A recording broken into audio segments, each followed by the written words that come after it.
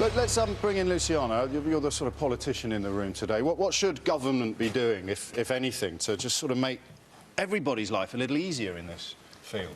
I think first and foremost we need to make sure that if there are any changes that we don't see any unintended consequences, because your sexual health services are really, really important, and we need to make sure that sex workers, wherever they might be in the country, are accessing really, really good sexual health services. So decriminalise it and make it more controlled. That's the thing, you know what I mean? Bring it off the street corner, because it's always going to happen. And that way you can sort of protect the worker and also protect the client. But decriminalisation, though, Dee, it hasn't actually altered street prostitution. In fact, in countries where we've seen decriminalisation, such as the Netherlands, or legalisation in Germany and some states in Australia, street prostitution has actually quadrupled in some of those areas, and so has... Hang on, I'm going to come to you two next. I've been involved. Thank you. I just want to hear from Alex. I'll come back to you as well, Luciana. Enough, Julie. Thank you. I just want to talk to Alex, because you very much take the view that if we are to improve the situation for everybody, then something has to change. Yeah, the World Health Organization, UNAIDS, the Lancet all support decriminalisation so that sex workers can access health. And surely you make an excellent point, and I know you two. I thank you for reining it in. Look, I'm going to come. You have been sitting on your hands. It wasn't your hands that I was worried about, though, Veronica. Should we have brothels on the high street, do you think? We should have brothels everywhere. First of all, I would need to pick up from this woman. Well, I'll tell my story quickly, if you don't mind. My son was involved in a road traffic accident and broke his back when he was 5 years old. I was told that his life expectancy would be to the age of 24. How he would develop in his life sexually, physically, was an untold story. Nobody knew what was going to happen. So I had 19 years to cram a life for my son, and that was a big, big issue for me. And one of the issues was a psychologist told me that he accepted his disability quite readily, quite freely, and he got on at school and done everything. And he also told me that when he thought problems might strike would be when he went into puberty, and that's when issues would arise as to what happens with his body. After that, I travelled the world. I trolled internet sites. I spoke to prostitutes and people from all over the world, sex workers, escorts, everybody, men and women, and people that involved themselves in these things. And I found that there was nothing in Britain, and that you talk about the World Health Organization. I went there for a conference a number of years ago. What were you looking for, Veronica? Safety in sex. I wanted my son to be able to explore his body, to find out what parts work. And what did you do in the end? In the end up, I took him to Las Vegas, to a place called... And he had a lovely time.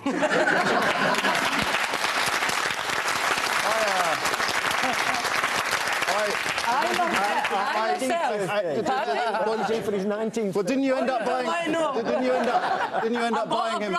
You bought him a brothel. And I kid you not. I got my dad's old watch for my 18th birthday. So, John, your mum bought you a brothel? Yes. Yeah. And I lived in the basement for about 3 years. I absolutely picking up all the different aspects on prostitution and the dodgy side of it, the seedy side of it, but every man's got a different fantasy. Yeah. Oh, yeah, but not every man has his own brothel. No. Hang on, I just want to hear from John. He wasn't allowed to partake with any of the girls in our brothel, because I didn't want a situation where we could incur exploitation. You know, I didn't want him to be one of these guys, oh, I've got a brothel, so I have rights to these women. No, I understand. I don't imagine there are many guidebooks on how to cope with your 18-year-old brothel-owning son, but I think you might have found the way forward. Karen and Darren. So, would you buy a brothel for an 18-year-old boy who wasn't going to necessarily be able to explore sex?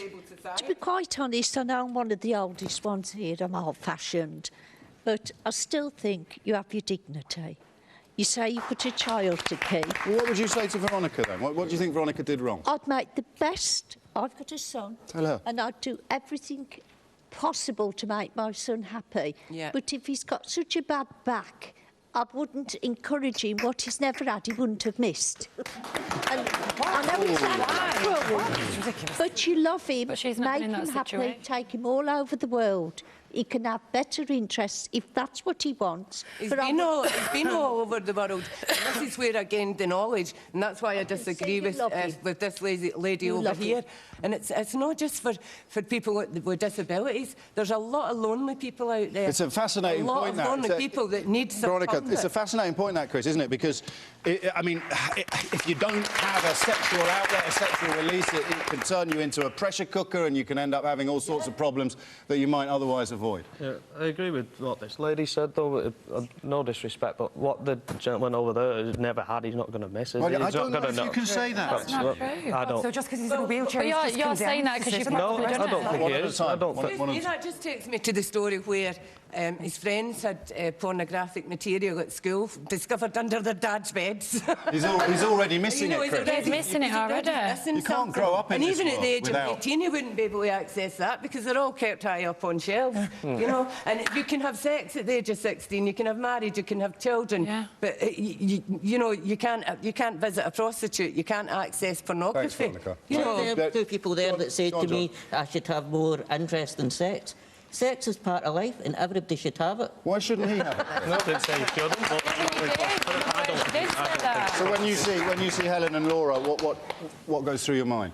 Hang on, let me rephrase that. When you see Helen and Laura as representatives, current and former workers in this industry, you tell them what you think. I feel sorry for you, to be honest. From where you started out, I think there should be more support. I don't need pity, thank you. You know what I mean? You can moralise till you're blue in the face. That's not what this debate is about at all. It's about decriminalising the industry for my right to work in safety, regardless of what you think of me. I think you should be safe, yeah, but I think decriminalising it is basically saying...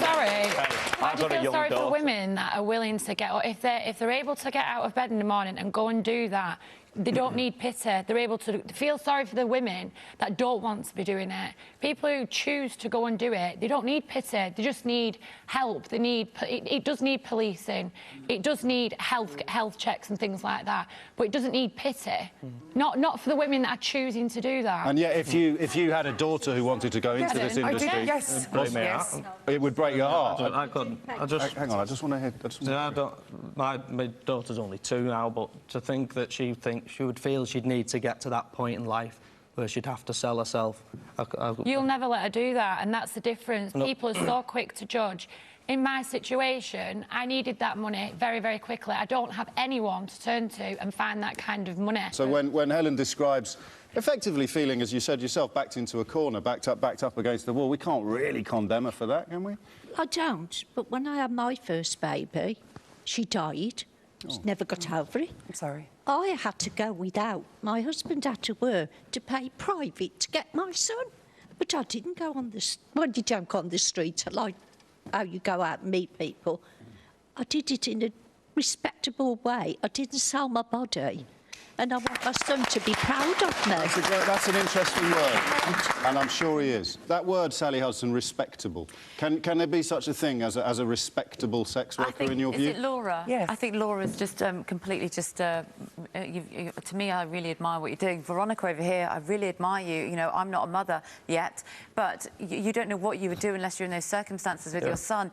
And from what you're obviously trying to create as well is respectable. Yeah. Well, this is one word that keeps coming up constantly is safety, and I think that's something that we're all really aware of. Well, it is, but safety presumes it presumes that we can't stop it, doesn't it? And where's Rachel? Rachel, you I've heard some pretty remarkable stories today, haven't you? What are you going to take away from them, do you think? This notion of respectability, safety, what are the key words? I think it's not a debate of whether it should or shouldn't be decriminalised. I think it is about the safety issue, but I think with anything, if you... So should we be applauding these women, as some people have suggested? Should we be, in many ways, admiring them? Because, as Chris said, the idea of your daughter going into the trade is chilling for most parents. Maybe we need to get over ourselves. I think it's about giving people options so that, like in your situation, having another option, another route to turn to that's not prostitution, so that you didn't get into that. Do you know, the government saying, OK, there is that issue with people getting to that point in life, so give somebody somewhere to ring or, give them somewhere to talk to and give them the support that they need in the first place, so they don't turn to the prostitution and get themselves into situations you might not be able to get yourself into, rather than looking at the debate of it. Or out of. Peter, over there on the sofa. A rose between two thorns, yes. Peter, today. You're a retired police officer, of course, yes. So you come at this from a variety of angles. Yes, I've got every respect for these ladies. As a parent myself, you'd do anything for your children. Buy them a bear brothel? in mind, you can't... That's an offence. We can't have a brothel in this country, unfortunately. When you say unfortunate... No, hang on. When to make it legal or not, that's the problem. Yes, and we want to it's so indiscriminate when you choose to decide that one brothel should be closed down or not. That's the problem. It's not a question of decriminalising it. It is on occasions decriminalised, and on other occasions when brothels are chosen at random, they are closed down. But this is why you said unfortunately. You're never going to stop it. This is why you said unfortunately, isn't it? I mean, the law as it stands doesn't let any of these things happen. I had it before I opened it, and I had an open day. I had an open day that I announced in the papers. I did. But you were breaking the law when you did that. Well, why was I not arrested? Well, that's why did my business not go for me to happily say. for 4 years? I'm just you, of course, have been on reality television and you've done a few, can I say, slightly undignified things for money. Well, I mean, we're all prostitutes. So my opinion is that you have sold your dignity with a couple of the things that you've done, and I applaud you for it. Are you saying that I have?